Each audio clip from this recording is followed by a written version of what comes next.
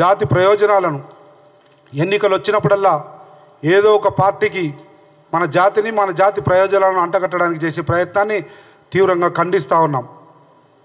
ఇకపోతే నిన్న మీ మీడియాలో వచ్చిన కథనాలను బట్టి కాంగ్రెస్ పార్టీలో సీట్ల విషయంలో మాదిగల గురించి మాట్లాడుతూ ఉన్నారు.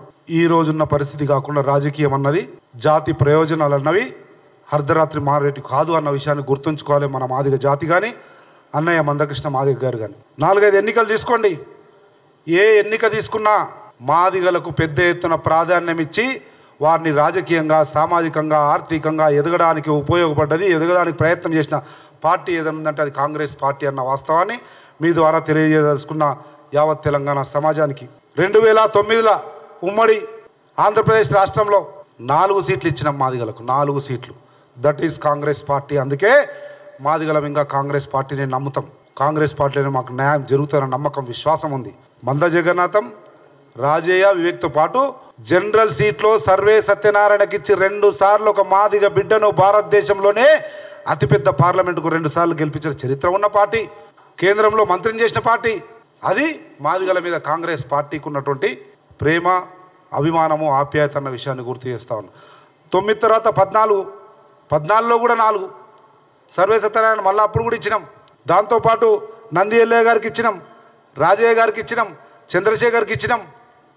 ఈ రకంగా చరిత్రలో ఒక్కొక్క ఎన్నిక తీసుకుంటే మాదిగల పట్ల కాంగ్రెస్ పార్టీకి ఉన్నటువంటి అమితమైనటువంటి ప్రేమ కానీ రాజకీయంగా వారికి ఇస్తున్నటువంటి స్థానం కానీ బట్టబయలైతే ఆ వాస్తవాలు తెలుసుకొని మాట్లాడాలన్న విషయాన్ని గుర్తు చేస్తూ ఉన్నా.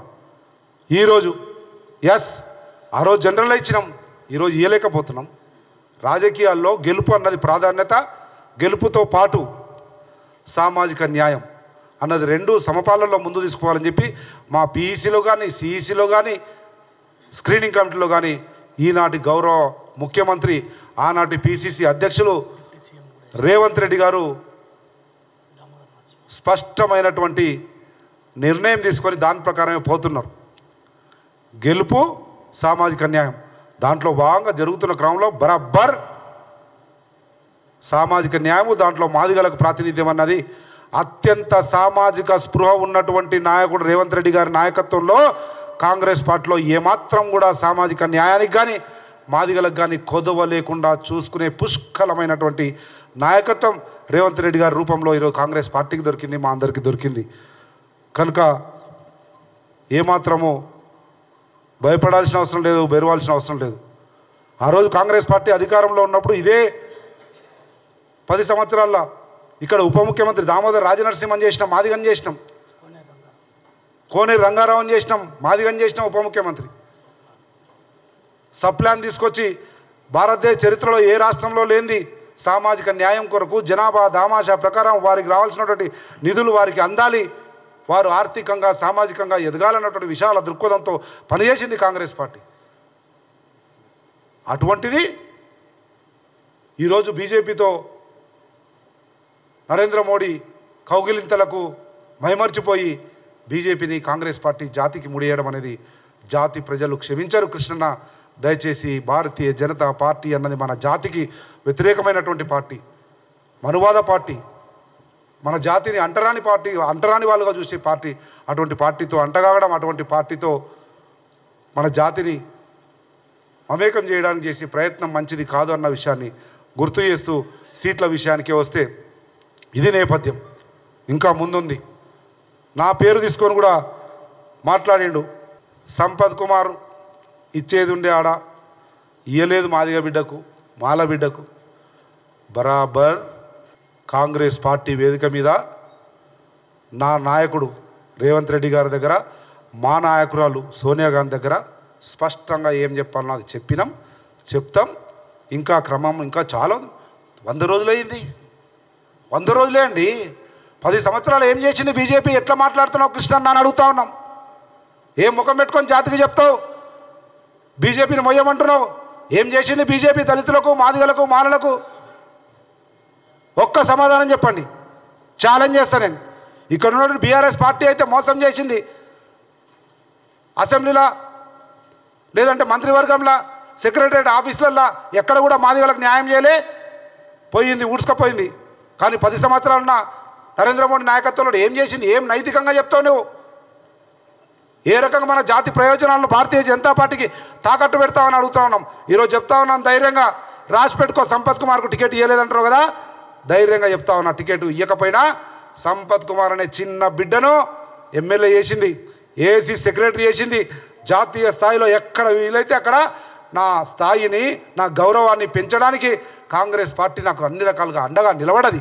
మా నాయకుడు రేవంత్ రెడ్డి గారు పీసీసీ ప్రెసిడెంట్ ఉన్నప్పటి నుంచి ఎక్కడ ఏ కార్యక్రమం తీసుకున్నా సంపత్ కుమార్ లేకుండా కార్యక్రమం చేయలే, మాదిగ లేకుండా చేయలే, మాల లేకుండా చేయలే, చారకొండ లేకుండా చేయలే. అదే చూపి నరేంద్ర మోడీ పక్కన ఒక మాదిగను, అదే చూపి కేసీఆర్ పక్కన ఒక మాదిగను. కానీ మా రేవంత్ రెడ్డి గారు అనుక్షణం సామాజిక స్పృహతో ఎక్కడ అడుగేసినా పక్కనేసి అడుగులో ఒక మాది ఉండాలి, ఒక మాలు ఉండాలి, ఒక బీసీ ఉండాలి, ఈడిగా ఉండాలి, ముదిరాజు ఉండాలని అడుగులేసే నాయకుడు రేవంత్ రెడ్డి గారు సుభిక్షమైన సామాజిక న్యాయంతో కూడిన పరిపాలనను తెలంగాణ రాష్ట్రంలో ఇస్తున్నాడు.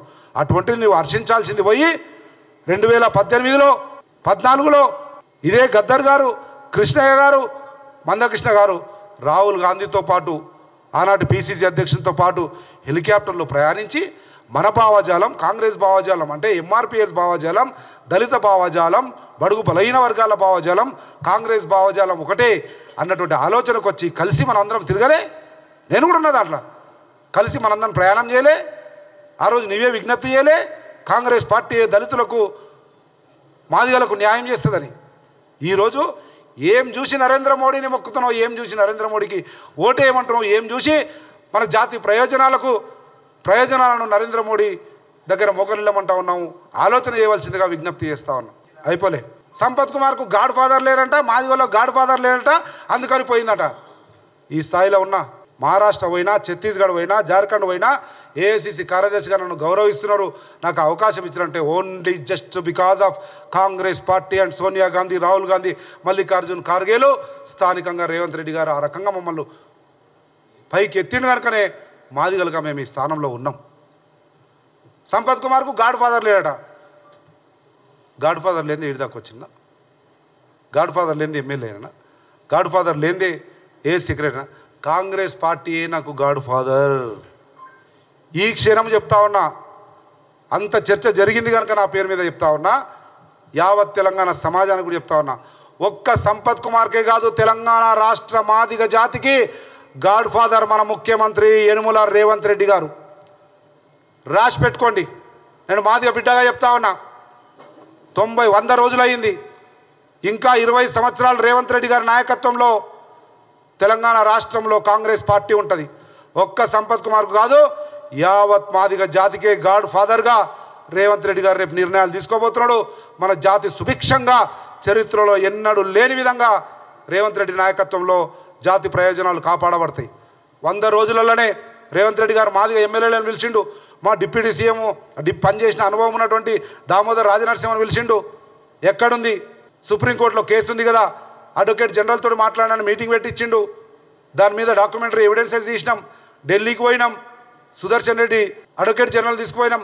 సుప్రీంకోర్టులో కూడా సమర్థవంతంగా ఎంత ఖర్చైనా స్ట్రాంగ్ అడ్వకేట్ని బట్టి పెట్టి కొట్లాడండి, పోరాడండి, మీ హక్కులను సాధించుకోండి అని చెప్పి గౌరవ ముఖ్యమంత్రి ప్రభుత్వం తరఫున ఆ అవకాశం ఇచ్చిండు. దట్ ఈస్ కాంగ్రెస్ పార్టీ అన్న వాస్తవాన్ని గ్రహించమని మందకృష్ణ గారికి చెప్తూ, మందకృష్ణ గారు భారతీయ జనతా పార్టీతో అంటగాగుతున్నటువంటి విధానం మన జాతి ప్రయోజనాలను భారతీయ జనతా పార్టీ తాకట్టు పెట్టే విషయాన్ని గ్రహించి మన జాతి ఒక మంచి నిర్ణయం తీసుకొని రేపు రాబోయే రోజుల్లో మనం అభివృద్ధిని, సంక్షేమాన్ని, మన పిల్లల భవిష్యత్తును, మన తలరాతలను మార్చుకోవడానికి రేవంత్ రెడ్డి గారి నాయకత్వంలోని కాంగ్రెస్ పార్టీ ఇందిరమ్మ పాలన, ప్రజాపాలనకు అండగా నిలబడదాం. రేపు రాబోయే పార్లమెంట్ ఎన్నికల్లో కూడా పెద్ద ఎత్తున ఆశీర్వదిద్దాం, అండగా నిలబడదాం, అమూల్యమైన ఓటు వేద్దామన్న విషయాన్ని గుర్తు చేస్తూ సెలవు తీసుకుంటా ఉన్నా.